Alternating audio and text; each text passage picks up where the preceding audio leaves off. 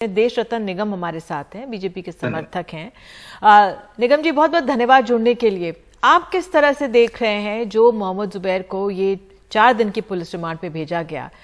अब किसी से ना कहना 1983 की फिल्म थी कहे जा रहा है, उसका वीडियो सोशल मीडिया में लगातार कल से चल रहा है, उसका शॉट भी चल रहा है। अब कहा जा रहा है उस फिल्म का ये शॉट है जो ट्वीट किया गया और उसकी बिना पर ये पूरा केस खड़ा किया गया है। देखिए निधि जी, ये जो आपका आईटी एक्ट है, ये सारे जो एक्ट्स हैं, जो अभी बहुत सारे कानून बने हैं उनके तहत हो रहा है।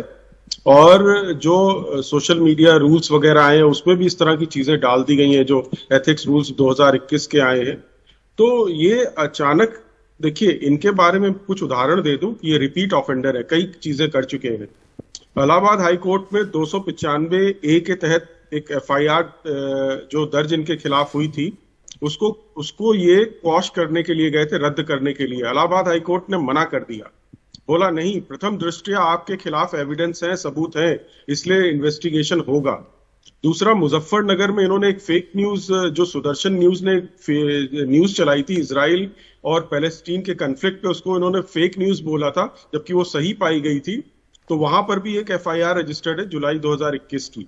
तीसरी, गाजियाबाद में भी इसी तरह वेबिनेस से फैलाने के लिए इनके खिलाफ 25/6/2021 को भी इस तरह का एक एफआईआर वहां पर भी है। तो लगातार, और इन्होंने बहुत सारे अपने फेसबुक अकाउंट इन्होंने अपना खत्म कर दिया है और बहुत सारे ट्वीट्स डिलीट किए जिससे कि सबूत नष्ट हो जाए। ये देखिए अरेस्ट क्यों हुआ है, ये बहुत इंपॉर्टेंट है। यहाँ पे नूपुर शर्मा और इसके केस में फर्क आपको साफ नजर आ जाएगा। अगर दोनों के केस में 1 से 5 साल की सजा, इससे ज्यादा नहीं है, और दोनों के केस में बिना नोटिस के आप अरेस्ट नहीं कर सकते। और नोटिस में जब आप मिलता है तो आपके साथ जांच होती है, जांच में आपको सहयोग करना होता है। यहाँ पर वो सहयोग नहीं कर रहे हैं। लेकिन और अपने निगम जी, कल ये कहा गया कि ना तो एफआईआर हुई और किसी और मामले में पूछताछ के लिए ले जाया गया और उसके बाद अरेस्ट इस मामले में कर लिया, जो ट्वीट का।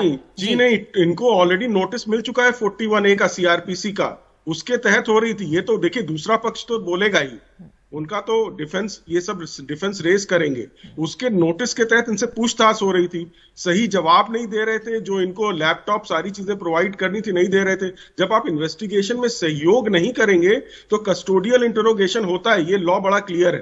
ठीक है मिस्टर निगम, मैं जो समझना ये चाह रही हूँ आपसे, ठीक है आप कह रहे हैं कि इलाहाबाद में भी केस, मुजफ्फरनगर में भी ठीक है केस, ये तमाम थे, लेकिन जो पुलिस ने चुना, जो कल पहले सामने आया, वो तो 1983 की फिल्म का वो एक शॉट था। देखिए उस वक्त अगर क्यों चुना पुलिस ने वो, और वो भी एक, आज कोर्ट में जरा में कहा गया कि भाई वो जिस व्यक्ति ने ट्वीट करा था वो उस व्यक्ति के सिर्फ एक फॉलोअर था, और वो उससे कोई फर्क नहीं पड़ता, उसका 0 फॉलोवर भी हो, मैं भी कर सकता हूं, आप भी कर सकते हैं। पुलिस को अगर उसमें प्रथम दृष्टया उसमें अगर अपराध बनता है तो पुलिस को संज्ञान लेना पड़ेगा।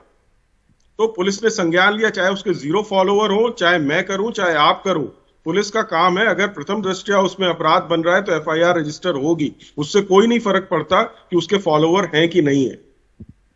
लेकिन अगर वही कोर्ट में आज पूछा गया, आपने सुना होगा जो मैंने बिगनिंग में कहा कि भाई वृंदा ग्रोवर कह रही हैं कि उस पूरे मामले में 2 जो धाराएं लगाई गई हैं 153 ने, उसमें 2 समुदायों में अगर दुश्मनी की बात सामने आती है तो दूसरा समुदाय कौन है, क्योंकि ये तो नहीं, फिल्म का सीन था। वो मैं आपसे समझना चाह रही हूँ क्योंकि आप कानून के जानकार भी हैं। नहीं, उसमें बड़ा साफ है, अगर किसी की धार्मिक भावनाओं को आप ठेस पहुंचाते हैं, उत्तेजित करते हैं, हर्ट करते हैं, तब ये अपराध लगता है। 2 समुदायों की बात नहीं हो रही है यहाँ पर।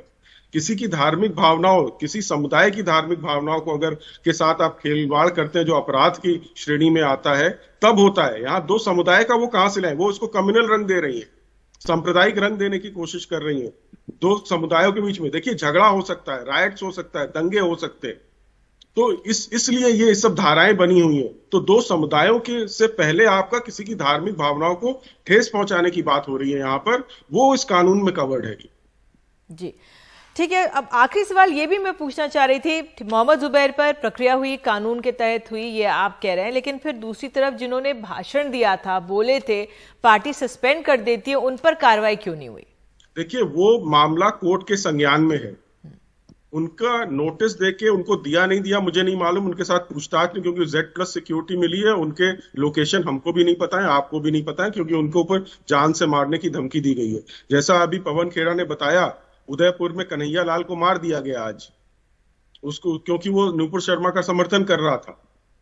तो इस तरह के हालात जब बन गए हैं, तो आपको वो कब वो नोटिस देंगे या उन्होंने दिया नहीं दिया मैं नहीं बता सकता, लेकिन वहां नोटिस की प्रक्रिया है और उनको सहयोग करना पड़ेगा, क्योंकि 7 साल से कम सजा है, तो इसलिए वो डायरेक्ट कभी भी अरेस्ट नहीं करेंगे। यहां पे भी उनको नोटिस में पूछताछ हो रही थी, सहयोग नहीं कर रहे थे, टेक्निकल इक्विपमेंट्स जो होते हैं, मोबाइल फोन, लैपटॉप नहीं दे रहे थे और डिलीट कर रहे थे। तो इसका मतलब पुलिस को इसकी तह तक तो पहुंचना है ना, तो इसीलिए कोर्ट ने उनको आज पुलिस रिमांड 4 दिन का दिया। नूपुर शर्मा के केस से आप इसको कंपेयर नहीं कर सकते आज के स्टेज के हिसाब से। ठीक है, देशरत्न निगम जी, आप जुड़े हमारे साथ, इसके लिए बहुत बहुत धन्यवाद।